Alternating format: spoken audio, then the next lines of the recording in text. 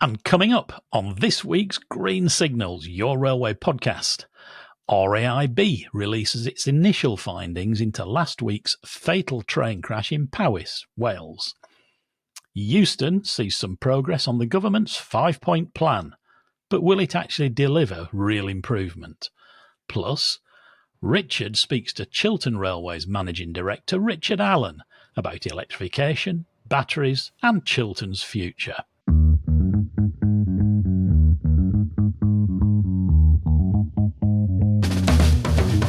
Welcome to Green Signals from me, Nigel Harris, with the clocks having gone back now. And me, Richard Bowker. A big week this week. It's budget week. Hotly anticipated, or perhaps utterly dreaded. The day was October the 30th, and we're recording this the day before the budget, in which Chancellor Rachel Reeves told us how tough it's going to get. And we finally found out which of the changes being trailed in the media in recent weeks were actually true. Big week for us too. We decided to try our very first YouTube live broadcast on Budget Day for members only to talk about what was in it for the railway. However, we also recorded that live broadcast, so by the time you hear this show, we'll have already published that budget special for everyone to see.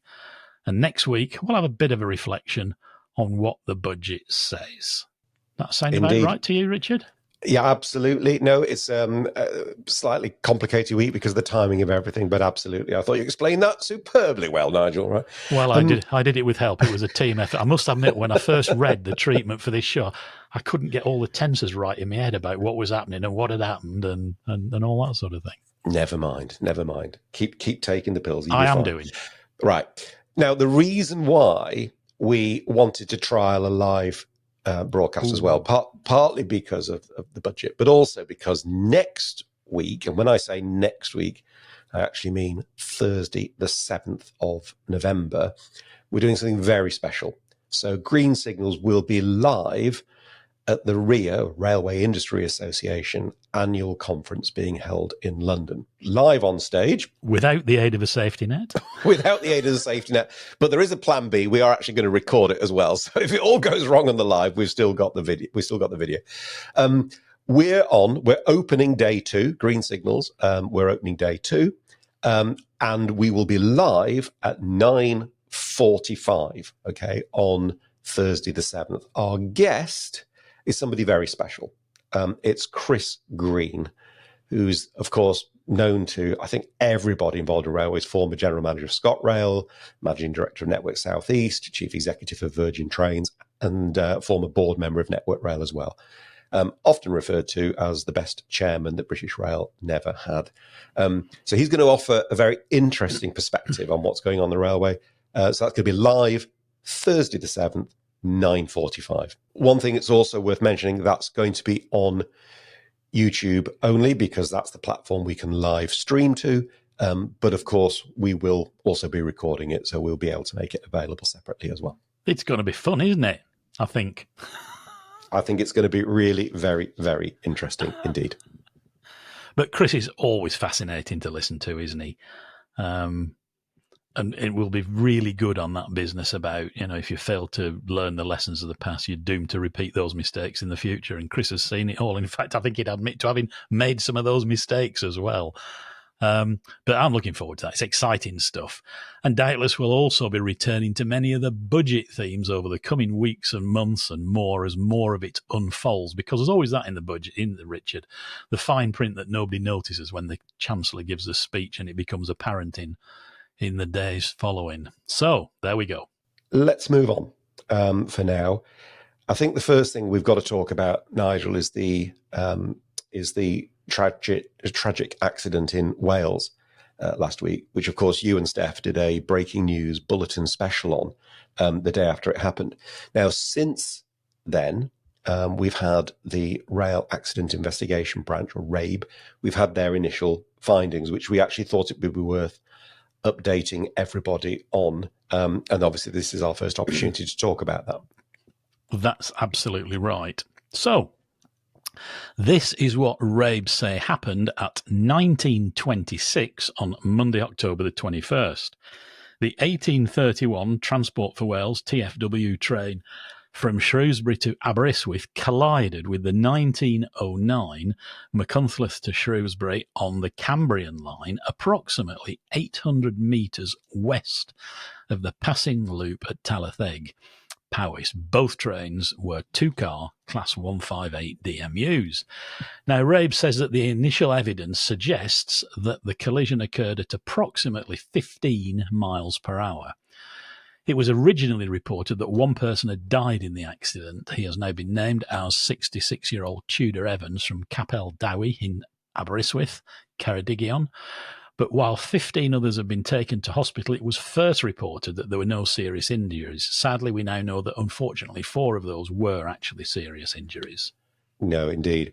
And now RAIB have also confirmed that along with the British Transport Police and the Office of Rail and Road, they're in the process of examining the evidence. Now, that includes quite a lot of things. It includes obviously the condition of the actual trains themselves, downloading black box data recorders, inspecting the track, analysing data from the signalling and radio systems, and, of course, interviewing witnesses.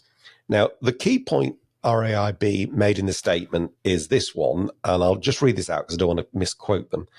They said, the railway approaching Talerddig from each direction consists of a single track. To allow trains to pass each other, a track loop is provided. These loops have points at each end and allow trains to enter a short length of track which lies alongside the single line. RAIB's initial inspection of the track on approach to the point of collision found evidence that wheel-rail adhesion was relatively low, suggesting the train may have entered into wheel slide when braking. That's going to be an area of ongoing investigation. Indeed. And of course, the inspectors can see the marks on the rail head if there's been a wheel slide, which is what that refers to. But a quick word on low wheel rail adhesion. When you get contamination of the railhead by snow, ice, and especially fallen leaves in the autumn, which first form a slimy mulch and then a rather slippery black lacquer-like substance, the result is a form of lubrication for the interface between the wheel and the rail, which is just where you don't want it, because it prevents full contact. That is what is meant by low wheel rail adhesion. During acceleration, powered wheels can spin, just as your car wheels will if you try to set off too sharply in snow. Likewise, during braking, train wheels can slide along the rail, locked up, again like car wheels on ice. The contact patch, which has to be small for other reasons, is typically no bigger than a 5p piece. That usually surprises people, and it is susceptible to contamination. I think somebody once said to me that an ice skater, Richard, has got more in contact with the ice than a locomotive has a contact with the rail, which kind of sets contact, doesn't it?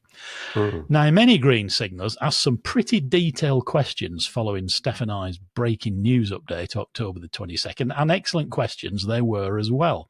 So we added them to the ones that we had, and we've since established some more facts which we hope might answer many of your and our questions.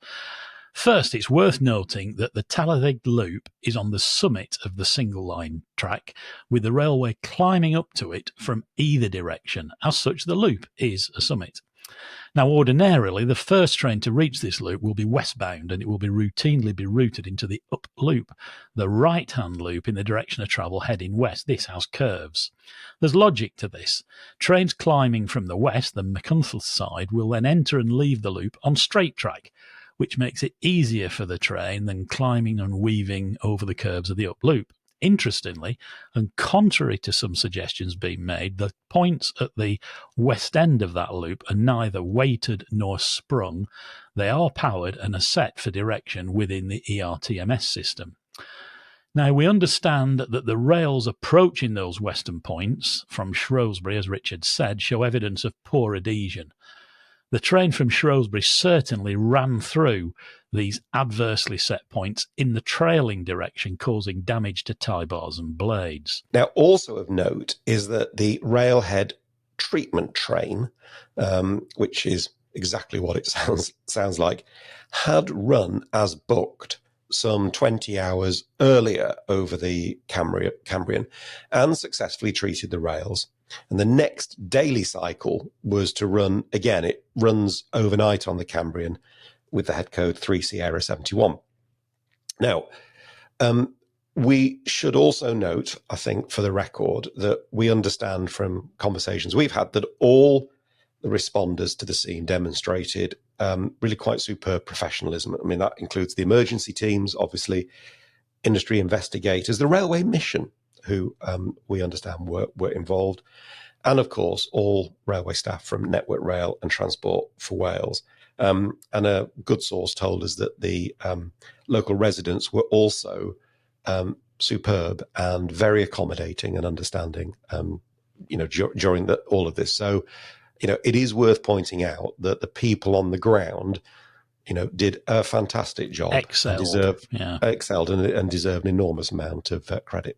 Yes, I'd be surprised if the local people weren't appearing with trays of tea at some point for the emergency. And it's just worth adding, Richard, I think, that when we talk about railhead treatment, that can include things like very powerful water jets clearing the crud, that's a technical term, off the railhead, or squirting sandite, that's abrasive stuff that sticks to the rail that helps the wheels grip. So we obviously await the final reports in due course, but hopefully that's given everyone a detailed update on what we know at the moment, and we shall continue to update. Now, another story with a safety angle, and that is Euston. As we prepared to record this show, news emerged that Network Rail had convened its first industry summit to give passenger user groups and government an update on progress on Euston Station's 5-point improvement plan, which we've already talked about in a previous show. The event saw Rail Minister Lord Hendy and representatives from, wait for it, the DFT, Avanti West Coast, London North Western Railway, TfL, ORR, London Travel Watch and Transport Focus join Network Rail staff for a fact-finding visit of passenger operations following the recent announcement of that 5-point plan to improve passenger flow. Headlined "The Euston Rush on its way out" as early train boarding introduced, the Network Rail press release explained that from Monday the 28th of October, around 40% of Avanti West Coast services will be boarded 20 minutes before departure, with more services being added in the weeks ahead to the majority of service to around 55% in the run-up to Christmas. Continuous boarding of LNWR's Birmingham services, introduced from 21st of October, is also here to stay, where passengers are invited onto platforms to await their service as soon as the preceding train has departed.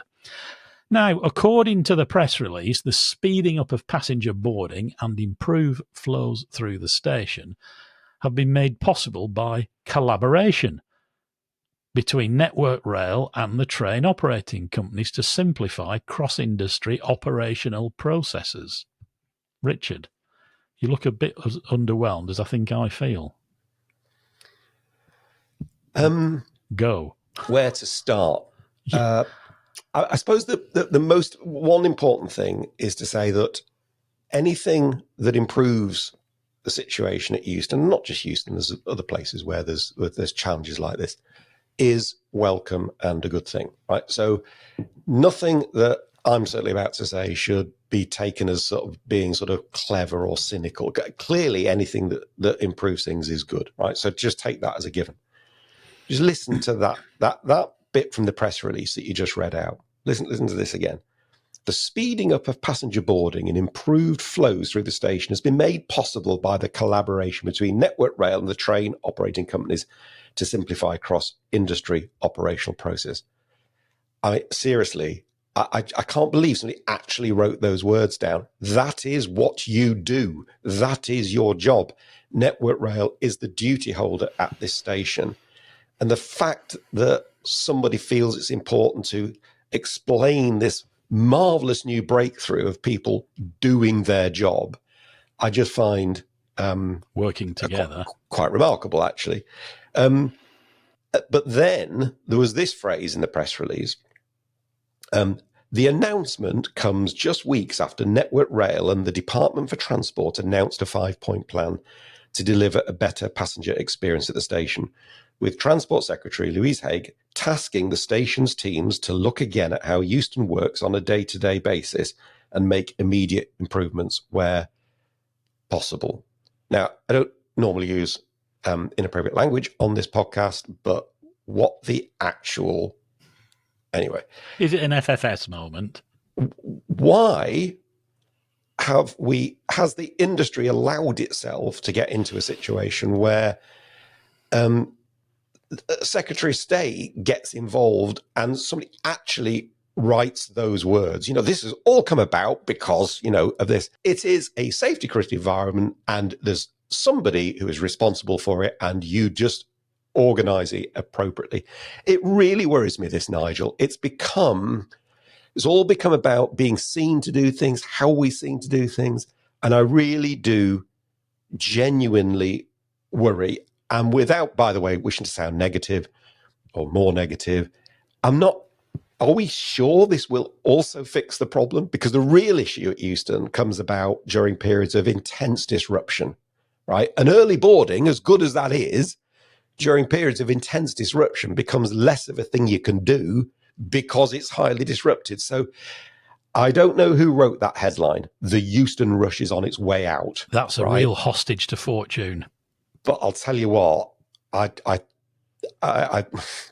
almost kind of don't know what to say, I think. But anyway, my worry about this, Nigel, is that this is, we are blurring the lines between politics and perceptions and actually operational delivery. And that really worries me. Can you imagine either of the Bob Reeds going along with this? Yeah, well, you mean John Wellesby or anybody? Oh, Wellesby. Well, Wellesby would have just told him where to go, wouldn't he? But my blood ran a bit cold when I saw the Euston Rush is on its way out, because that is going to come back to haunt them. Well, it might. It might well, not. It will with any pictures of the place overrun with people. You're going to get every Sky reporter from here to Kingdom Come saying, "Hey, look, you told us this was on its way out, and look, it's not." Yeah, but... And Secretary of State, it was your idea. I think it's just all become blurred, right? Yeah. And it's okay when things are, you don't have a big issue, but it's not okay when you do. Now, some people will say, oh, there you go. I mean, how on earth is it possible that the industry had to be told to do this? Which is not an unreasonable point, actually, if you say that. I just feel as if this is yet further evidence of an industry that does not have the confidence anymore to sort out its own issues without all this other stuff. And that's a worry. And it's certainly not a government who are backing off and taking their hands out of the micromanagement, is it?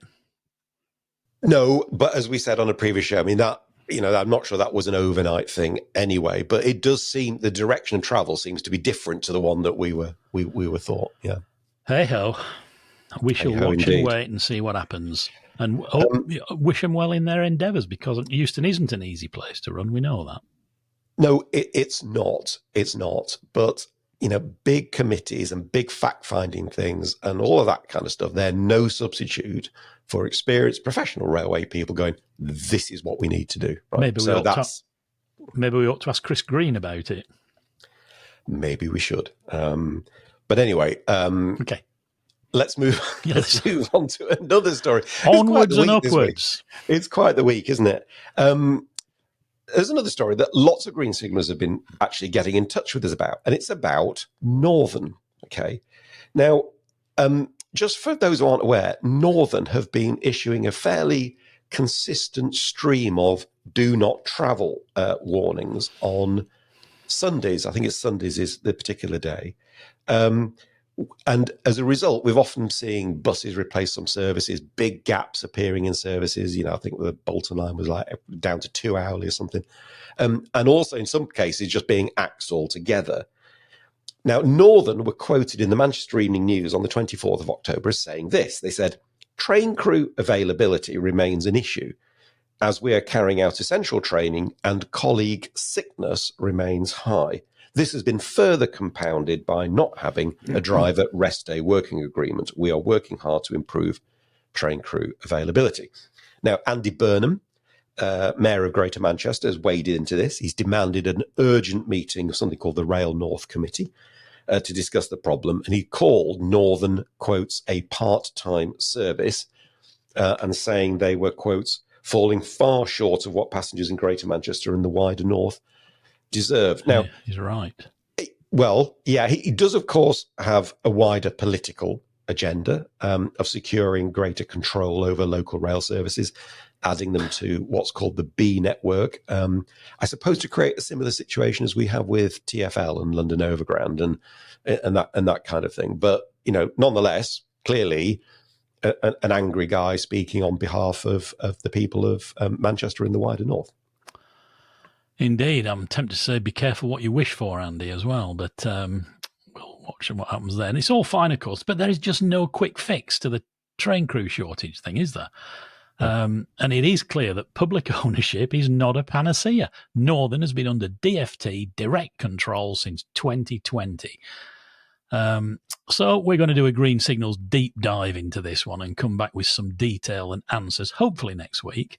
As you say, Richard, though, there's no quick fix. There's not. And you can't just suddenly magic up train crew. This has been a problem that's been stored up or, you know, for a number of years, and it will not happen overnight. So, you know, political tub thumping, absolutely fine. Just don't expect it to get fixed overnight, because it won't. But, you know, Richard, government's DOR, Directly Operated Railways Operator of Last Resort, which has run Northern for the thick end of 5 years, is surely accountable for that train crew shortage. 5 years, longer than a parliamentary term, and yet the problem's still there. I think, is it 4 years? I thought it was 2020. You might be right. Thick end of 5 years. Yeah, okay. It's a good question. You know, I mean, but I think the point you make, which is really sound, is just, it's not about which sector it sits in, right? It really isn't about public or private. Ownership is irrelevant to how you run it. It's about structure. It's about people. It's about leadership. It's about empowerment, right? Those are the things. And in the case of driver training, and right, it's about ensuring that the right amount of funding is in place in order to get the right number of people so that you can actually run a reliable timetable. I say it's not hard, but that's what it's about. It's not about whether it's public or private. And on Sunday working, the old sage himself, Graham Eccles, waded in again this week and made the point that many TOCs had sorted it out, but, you know, the government hadn't and now can't afford to. So again, back to the DfT. Well, when you say can't afford to, financially, don't want to, have decided that the priorities lie elsewhere. And if that's the case, that's fine. But be honest. But what you can't then do is make that decision over there and then say, but this is a disgrace and it's got to get sorted. Sorry, they are kind of connected. And right? They are accountable. So yeah. Let's move on to another operator, but thankfully one with a very positive rolling stock story to tell. Hurrah! Yeah, hurrah. And plenty of plans for the future. Richard had the opportunity very recently to go out and about again. I'm not going to use the word jolly. To speak with Richard Allan, Managing Director of Chiltern Railways, which, of course, you mentioned Chiltern, you instantly think of dear old Adrian Shooter, who was very successful, not always everybody's cup of tea, and, you know, by his own admission could be infuriating. And I certainly had my run-ins with him, but he made things happen and he knew how to lead, didn't he? So during the interview on a bustling and noisy Marylebone station, making excuses up there and advance for audio, Richard, are we? No. Keep going. It was the ambience. I'll keep going. The two Richard discussed Chiltern's recovery from COVID, strategy for the future, long-term rolling stock strategy, including electrification, and whether Adrian Shooter's legacy of JFDI can survive the return of train operators into the public sector. Here's Richard's excellent interview.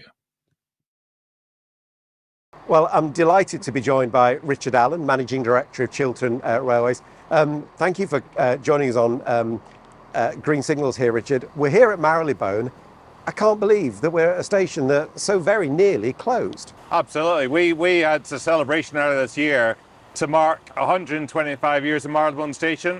It was a fantastic event, and we were delighted to welcome some of the campaigners who actually fought to save this station successfully 40 years ago, because during that period in the early 1980s, there was a fairly well-developed plan to turn Marylebone into a coach station and to have a guided busway running from here into North London. And it's incredible to think how the railways developed from then and where we are now, that this could have been something other than a railway. It's just incredible, and thank goodness for all their efforts. Oh, absolutely. And when you think about how it did develop, so it went on through the 80s, the commuter boom, the growth of travel to places like Gerrards Cross and High Wycombe and Aylesbury, of course, and more latterly, I suppose, Bicester Village.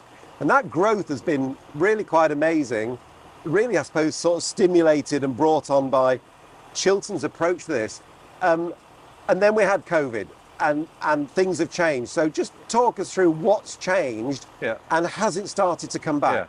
So first of all, in terms of that history, we're very keen and proud to celebrate our achievements right now, but also to recognise where we've come from. So I've talked personally to quite a number of the senior managers around in the early 1990s who were part of that, what was called total route modernisation, to both improve both infrastructure and the services around about the same time. Aylesbury Depot opened in 1991. The Class 165s behind us started at the same time the depot was built to house the 165s. And you can see that journey of progress through the 1990s, and then the 20-year contract, the only 20-year contract, as you well know, that was let, and all the investment that came through in terms of new stations, new routes, modernised infrastructure and growing the service. And that was a really tremendous success story. And I'm convinced that had it not been for COVID, we'd now been talking about the outcome of a competition for the Chiltern franchise that would involve new trains. And now we'd be talking about new trains coming on stream in the next couple of years. We know that COVID kicked a hole in the industry's finances. There was no competitions.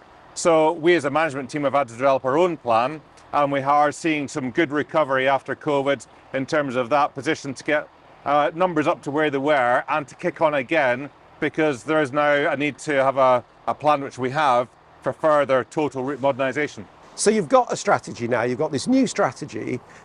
Tell us a bit about that. What's it called and what does it set out to do? So after we'd signed our National Rail contract back in late 2021, that really only looked at the next 15 months.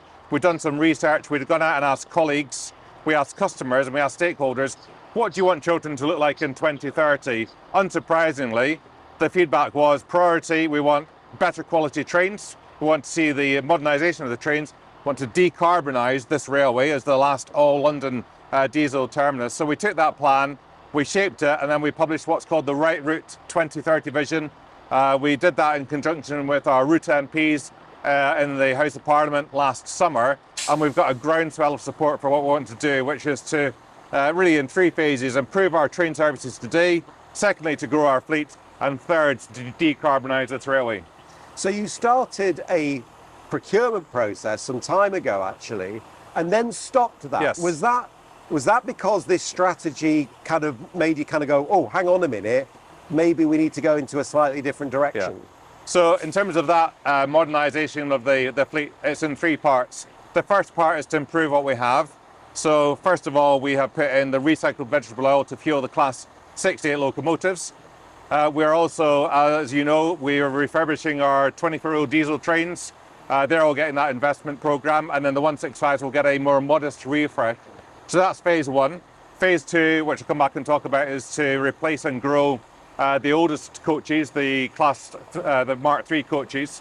And the third part is to decarbonise. And the procurement you're talking about was us looking at the market and asking the market, could you investigate and could you make proposals for a pure battery train running in particular between Marylebone and Aylesbury?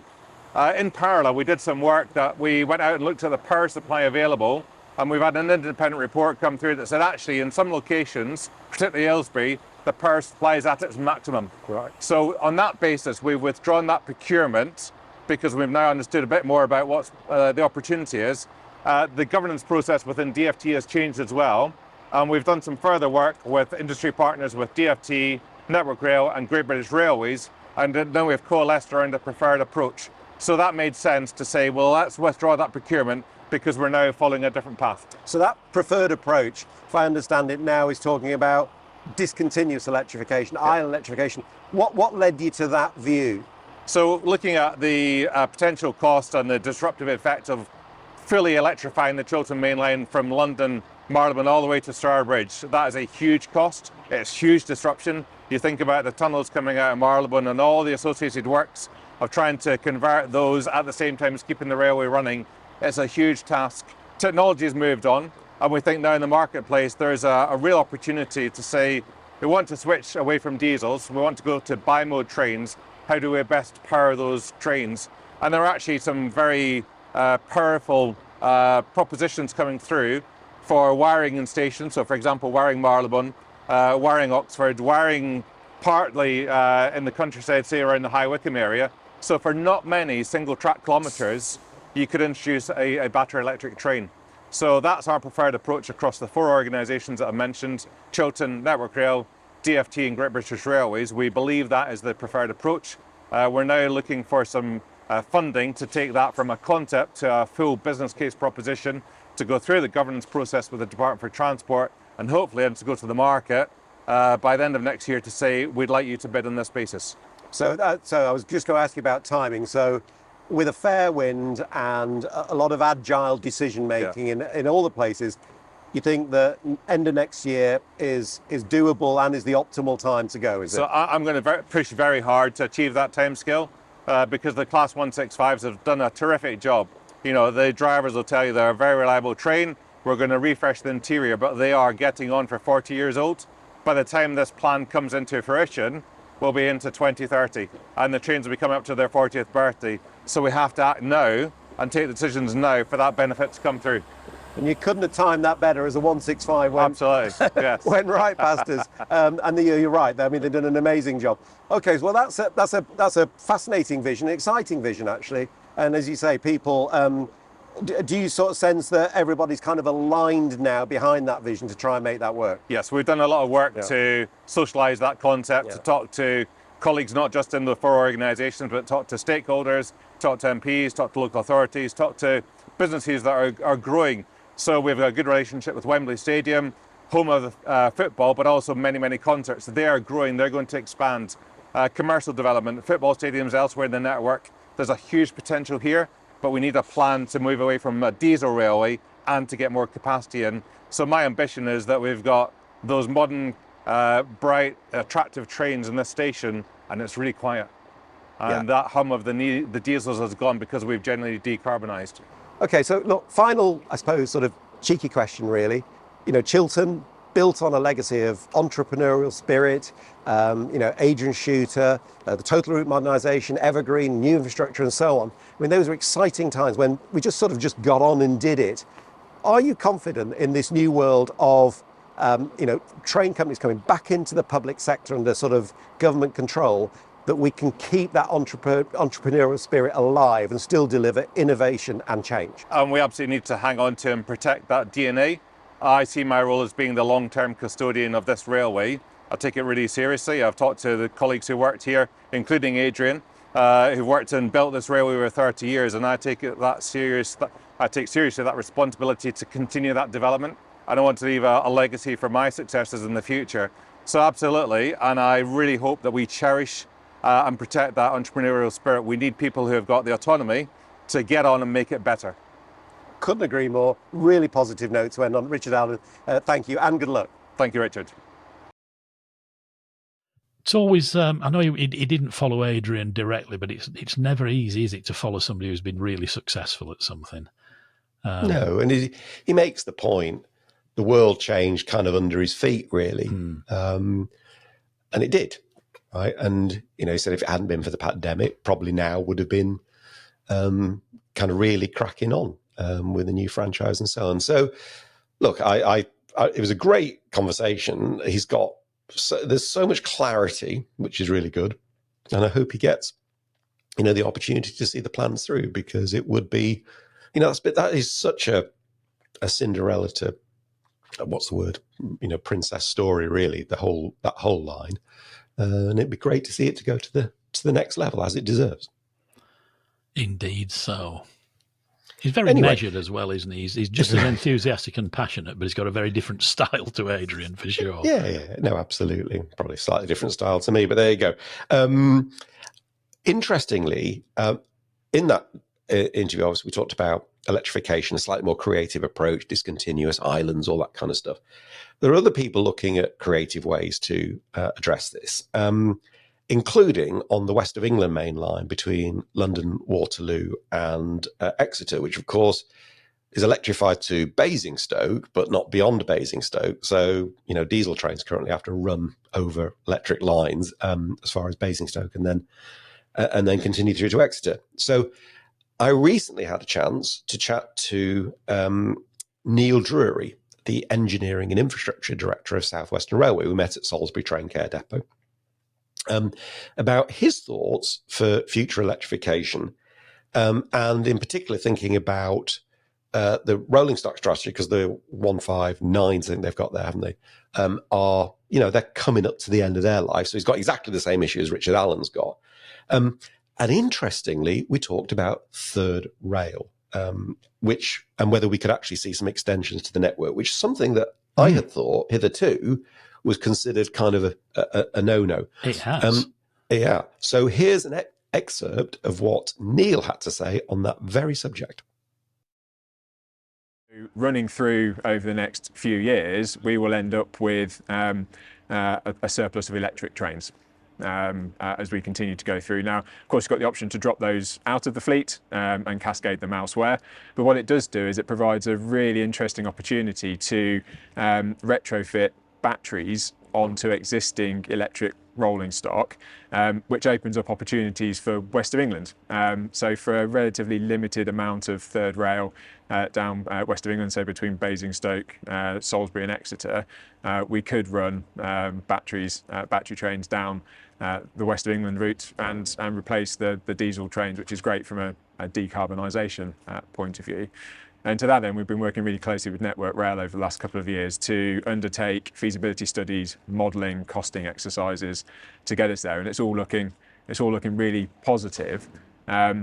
But the time's now, because once we lose the electric stock over the next couple of years, if we do need to downsize, then that opportunity will be lost, and we'll be into having to buy new trains or do something completely different. So you said the two things you said there, which immediately triggered thoughts in my mind. First of all was third rail, okay, and then the second there's the question about the actual technology itself. So let's just start with the third rail point. I had thought. But I'm hopeful you're about to tell me no, this isn't the case.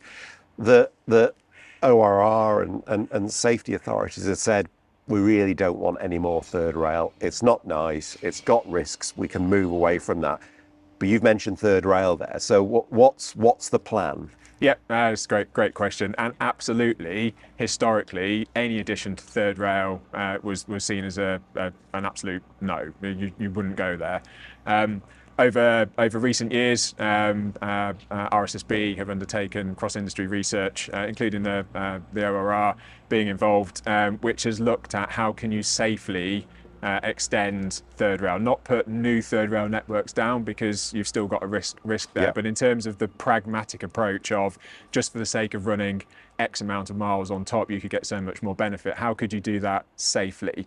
So there's a safe third rail approach, which is more along the lines of it's switched off until you need it, until there's a train in section, in which case it livens up and then it turns itself off again when you don't need it, rather than it being fully live as it is all the time at the moment. But that research project has been undertaken and endorsed, and we aim to capitalise on that and roll it out. So that's been endorsed with the sort of engagement with RSSB. So, that's really exciting. I like. We'll talk a bit about technology next, but that idea of it's only live when you need it and when you don't, it's not, is clearly a sort of bit of smart thinking. How much of it? Well, I was absolutely fascinated to do that, because I do remember having conversations with Ian Prosser at HMRI, and it really was, they were not interested in extensions to the third rail. So we'll publish the full interview with Neil next Tuesday in our increasingly regular special feature slot, where you can hear from Neil on his ideas for the future, and they are very exciting. I was really pleased to see that in other places as well, the innovation and passion and drive to do it differently and make things happen is as lively as it ever was, isn't it? And, it's such an important point, that, because people probably listening thinking we've got a real downer on the industry when we were talking about Euston and not getting, the industry not doing that. What you then discover is that all over the network, there are some really great people like Neil, like Richard Allan, just some terrific people doing a great job. So please don't anybody think we don't realise that. There's some we do, great people and we out will there. always celebrate it. And it's a perfect illustration of one of my favourite old sayings, is that some people look at the world and ask why, and others look at it and say, well, why not?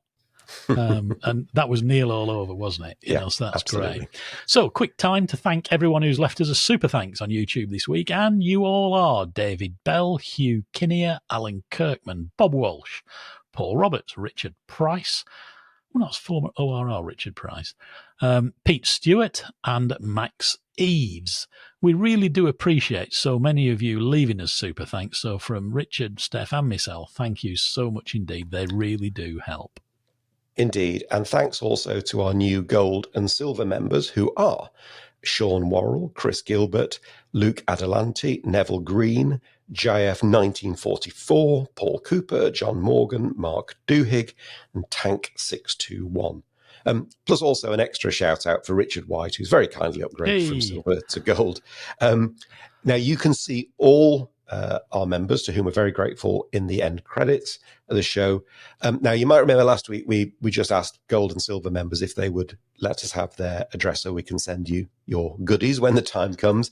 Thanks to all of you many of you have, really appreciate that. But if you haven't as yet, please do, because we need that to be able to send you the stuff that we've promised you as part of your membership. So info@greensignals.org address so that we can send you your exclusive stuff. Do you just want to give a quick word about how people can join if they want to, Richard? Yeah, okay.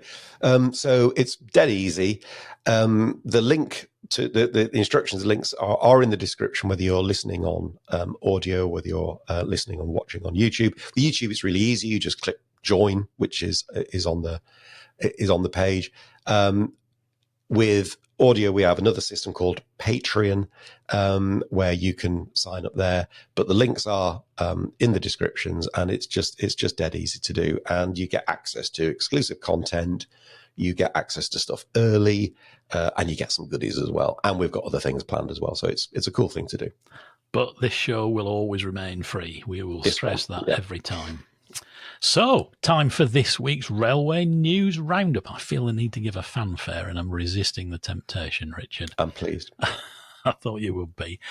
A different bit of HS2 news this time. Since the start of this year, customer groups, including those with reduced mobility, cyclists and young families, have been invited to experience life-sized wooden mock-ups of trains that will run on HS2.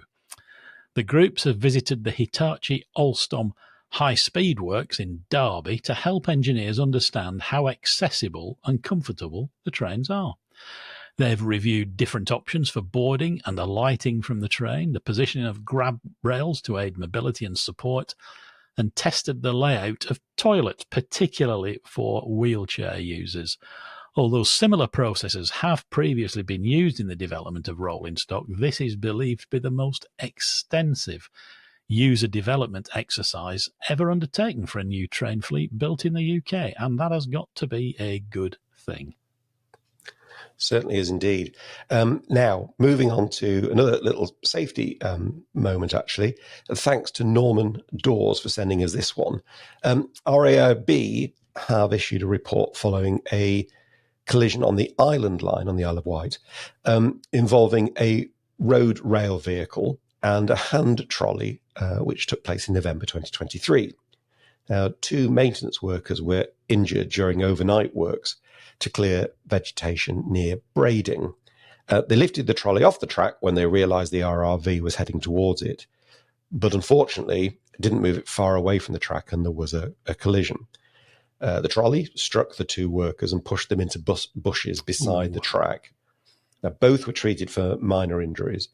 RAIB found that South Western Railway did not have an effective process for planning and managing the risk of on-track plant movements, and recommended that they review how they manage safety during infrastructure work on the Island Line, because of course South Western Railway have a role with both track and train on the line. The report said that SWR had updated its risk assessment since the incident and introduced new control measures. Very important, isn't it, Richard? There was, with track machines, there was that incident a few years ago at T-Bay where a trolley got away and ran away down the line and killed some workers at the bottom of the incline. So you can never be too careful with that kind of equipment. Now, I do love a bit of new railway story. And so the first train has completed a test run between Oxford and Milton Keynes for East West Rail. Network Rail in Chiltern operated the first train, which is a Class 168 DMU, over the newly built section between Bicester and Bletchley on Monday, October the 21st, bringing the line an important step closer to reopening for passengers for the first time in nearly 60 years. The test train took 42 minutes to complete the trial, reaching the full line speed of 100 miles per hour, and hooray for that. Absolutely, it's brilliant news, isn't it? Yeah. Now, thanks to Jeff Rennox for this one. He sent us a note following episode 55, which was where we covered the 16 to 25 railcard story, where Sam Williamson, as people will remember, was facing potential prosecution over using a ticket that arguably, was valid after 10 o'clock, but before 10 o'clock, right? And Jeff pointed out that the 1625 Railcard website terms and conditions are different to what it says on the application form. Now, I actually mentioned this on the show and read out the terms and conditions from the website. Do you remember I said there was a little bit of lack of clarity about whether it was between 4:30 and 10 o'clock, or sloppy drafting, I think was sloppy what we drafting. Said. Well, on the application form, it isn't sloppy drafting. It says 4:30 between 4:30 and 10 o'clock. So Jeff's quite right to pointed that out. I don't know what a court would say. I suspect they might actually say, well, it was the application form that you signed, so that's probably that one wins. But in which case, the website needs updating. I suppose it's just a great example of where you've just got to be clear everywhere you write it down. But great spot from Jeff, who, as it happens, works in a ticket office. So thanks, Jeff. Detail. God and the devil are both there, aren't they? And here's a great bit of news from our friends at LNER, and in particular from driver Ross Clark, a good friend of Green Signals from the outset. Hello, Ross, who tells us that November the 5th to the 7th sees Rail Wellbeing Live kicking off. As part of this event, Ross and fellow driver Heather Waugh, a freight driver, have filmed a short discussion about the problems faced by frontline staff trying to balance the varied shift patterns with exercise to maintain good mental health. Ross tells us that both Heather and he are really positive about the 30-minute video they've produced and hope that everyone enjoys viewing it and that they find it useful. So we'll get a link to Ross and Heather's video and pop it on our website so that everyone can click and watch it, and it'll be in the description as well. Yeah, that's great. And finally, there's another positive story before we run out of time. Newcastle station clocks. Do you like what I did there? Run out of time? Run out of time. Oh, never mind. Sorry, Richard, I was a bit slow, but I got there a bit slow. But a bit like the clocks, actually. I got to in the end, a bit like the clocks, yeah. Anyway, they've been years have been out of sync. I mean, a bit like the pair of us. Anyway, a specialist network rail team supported by heritage clockmakers Smiths of Derby spent 3 nights restoring the clocks. They had to install new mechanisms to replace the 30 to 50-year-old ones that had all suffered water damage. Cost of the restoration was £21,000, which was funded by Network Rail and the Railway Heritage Trust in a 60-40 split. This, however, did cause me some concern. Apparently, they'd used a high-level platform to take off each pair of clock hands 16 metres. What's that? It's about 50 feet, isn't it? Above the ground. And it was quite windy at times, so the basket was swaying a bit, apparently. Sounds utterly horrific. personally. But well done to all of them for getting that. There's nothing worse than having a clock at a station that's wrong. So I'm absolutely really pleased with that one. That's great. Or showing different times. Yeah. Not a job for you, though, Richard, up on that cherry picker, eh? No. And that's the news roundup for this week. If you'd like to send any snippets of news about big or small issues in your area or somewhere else, because we missed some things, we can't be aware of everything, please send them. And we can't promise to read them all out, but the best ones we will. And we can always name check whoever sends us an email we read out. So we look forward to hearing from you. And that's at news@greensignals.org. Which leads us nicely on to doing the quiz. It's time to do the quiz. I can't wait. Good. Anyway, here's last week's question. It was this. England have just announced that German Thomas Tuchel will be appointed the next permanent manager of the England national team. He succeeds Gareth Southgate, who held the post for 8 years. Gareth Southgate has been connected with 2 railway stations. Which stations were they, and why did Gareth have the connection with them? Now, first, I have to apologise for saying the England national team, when I should, of course, have said the England men's national team. This was pointed out to me by Lucy, my 13-year-old daughter, who also pointed out that the England women's national team are easily and clearly differentiated from the men by the fact they've actually won something in recent times. She's right. Sharp girl. She's right. She is right. They are the reigning European champions, having beaten the Germans, as it happens, ironically, in the final at Wembley in 2022. Wonderful Chloe Kelly goal sealed it, as I'm sure you remember, Nigel. Anyway, ouch, but a fair point. So it's the England men's national team. Anyway, the answer was as follows. The 2 stations are Southgate Tube Station, was temporarily renamed Gareth Southgate in July 2018. I think it was for 48 hours to celebrate the fact that England had reached the semi-finals of the World Cup that year. And Newark Northgate was temporarily renamed Newark Southgate by LNER on the 11th of July 2021 in support of England reaching the final of Euro 2020 that day. And of course, if you're thinking, well, why was it in 2021? Well, the Euros that year were delayed a year because of COVID. So those are the 2 stations. Those are the reasons. And the winner, randomly chosen from all the correct answers we had, was Colin Lee. So well done, Colin. Send us an email at quiz@greensignals.org with your address, and we will get your mug sent to you. So that was a good one, that. Butt in for 1 second there. Did we have the usual tsunami of entries for that one?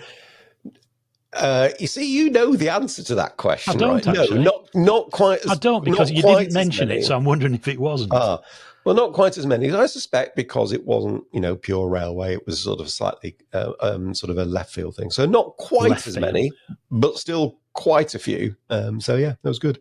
I think we could have an interesting response to this week's quiz. Yes. Which was sent to us. It's a reader quiz question by Ian Stewart, the former chair of the Transport Select Committee, who's a good friend and a regular listener. All round good egg. Yeah. And I thought about this question, which Ian had sent through a few weeks ago, actually, when I was driving to Bath the other day from Chippenham, because you drive over one of the portals, I think it's the western portal of Box Hill Tunnel on the way. So that triggered my mind. And so the question is this: how do you travel from Burnley to Blackburn through Box Hill without changing trains? It's got me stumped. Yeah. Well, if you think you know, and you're as bright as Mr. Stewart, send us your answer to quiz@greensignals.org by midday on Saturday the 2nd of November. We'll put all the correct answers into the digital hat and draw one out at random. So how do you travel from Burnley to Blackburn through Box Hill without changing trains? One final thing on the quiz, quick shout out to Gary Williams, who sent us this great little snippet of information following episode 55's quiz, where, if you remember, it was the motor rail one. And we mentioned that Fishguard Harbour Station still allows smoking. Now, I'd thought it was because it was sort of the same rules as on the deck of a ship. I think that's what somebody had told us. Gary said that, ironically, it's for the health and safety of smokers, as there's no safe place on the roadway because the level crossing has HGVs crossing it. So the Really? decision was made to do that. Yeah, so there you go. Good local knowledge there. So thank you, Gary. Of course, Box Tunnel is that. I think it's an urban myth, isn't it, that the sun shines straight through it on Brunel's birthday each year. And occasionally you see articles in various magazines explaining why it's complete hogwash. I think it's an urban myth, Yeah. right? Yeah. Right, okay. As opposed to complete codswallop. Anyway, there you go. Right. And here's a nice little good news story to end on. And thanks for David Evans for sending this one in. Maghull Station in Sefton has been named the best place in Britain in the World Cup of Stations competition. Its success is said to be because of the fantastic station team and its popular cafe, The Coffee Carriage, which opened earlier this year. The competition is organised by the Rail Delivery Group and celebrates stations that go above and beyond in serving their communities, not least with great coffee by the sound of it. So congratulations to Maghull. Yeah, it's brilliant, that, isn't it? I think- This competition got a lot of traction on social media, actually. Every time I opened up, I know the algorithm sort of serves you the stuff that you've looked at once and all the rest of it, but loads of people got involved. Really good. Well done, Maghull. Well done, Maghull, as you say. And sadly, that's all we've got time for this week. So thanks so much for watching or listening. Don't forget to give us a thumbs up, leave a comment, and if you haven't already, subscribe to the channel and do join us. And if you really want to support us, find out about the membership on YouTube or Patreon, as Richard described earlier. But most important of all, please do join us again next week, because if anything's to go by from this week, there'll be lots more new stuff to chew over, as well as stuff to follow up from this one. How will we ever fit it all in, Richard? So, until then, it's goodbye from me, and it's goodbye from me. Thanks for joining us.